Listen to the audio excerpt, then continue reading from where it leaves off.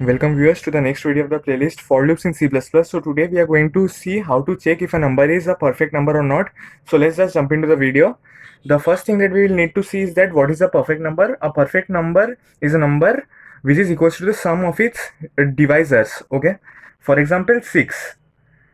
What are its divisors? 1, 2 and 3 except the number itself. Okay, so except the number itself, which is 6, what is the sum of 3 plus 2 plus 1? It is 6. Hence 6 is a perfect number. So what is a perfect number? We will need to find what are the divisors of 6 and we will need to add them up, and while finding out the divisors we will not include 6 in that. Okay, and whenever we will be finding the divisor we will also sum it up with the previous divisor so that we can ultimately check whether the sum is equals to 6 or not. So let's just do the code for this video. This will be a very easy approach.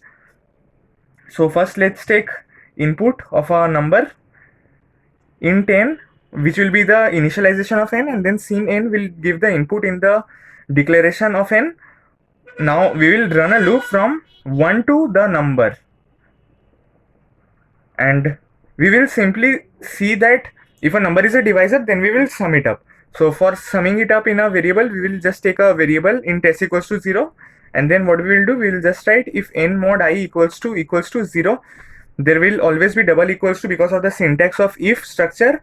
And what is this n mod I doing? This n mod I is checking whether the I is a divisor of the number n or not. For example, if what will be the output in case of 6 mod 1, 1 6 are 6, and then the remainder will be 0. So 1 will be the divisor of the number 6. Similarly, what will happen in case of 2?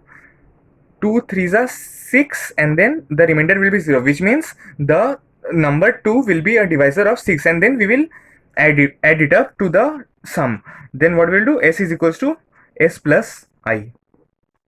Okay, and one another thing that we will need to do is that we can take a, let's say, duplicate of the number. Even if we don't take a duplicate, that won't make any harm, but okay, just let's just ignore this duplicate, and ultimately what we will do, we will just check if s is equals to twice the number or not. Okay, so why twice the number or not? Because what we were doing is that if we would have done I less than n, then we would have checked that if s equals to number or not. Okay, but since we are running till n, then we are checking s is equals to 2 into n or not. Because if we include over here 6, then what will happen? The total sum will become 6 plus 6 equals to 12, and then will 6 be equals to 12? No, the twice of 6 will be equals to 12, and we know that 6 is a perfect number. So in this way this condition will be satisfied. So if you are doing less than equals to n, you will have to write s equals to twice of n, but if you are doing less than n only,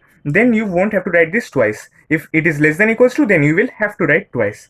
And if this condition is satisfied, we will print that this is a perfect number, perfect, else cout not perfect.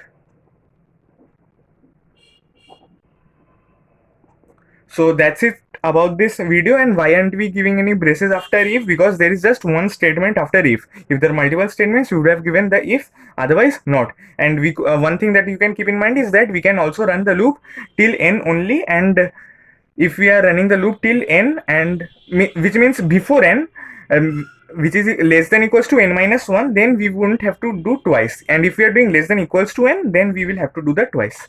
So I hope there are no doubts regarding this video, and if there are any, do ask in the comments.